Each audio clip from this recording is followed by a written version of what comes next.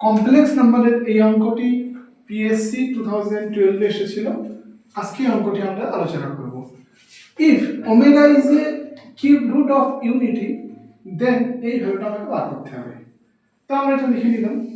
এখন ওমেগা যদি cube root of unity হয় তাহলে আমরা কি জানি 1 plus omega square equal to 0 and omega cube is equal to 1।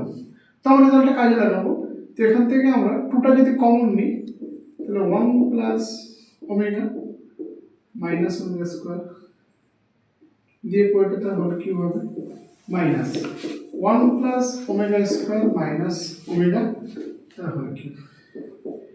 এবার 1 প্লাস ওমেগা যেটির মান হচ্ছে minus omega square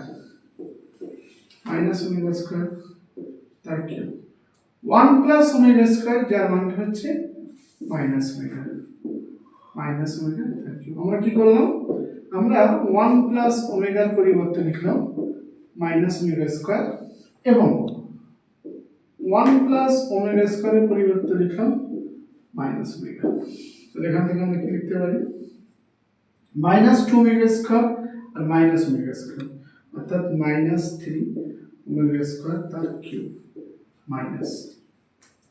minus 2 omega তার কিউব।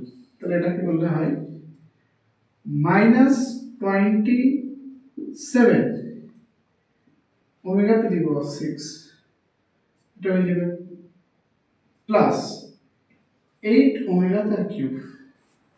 তাহলে minus 27 plus 8 that is minus 19। অর্থাৎ সঠিক উত্তর হবে অপশন সি।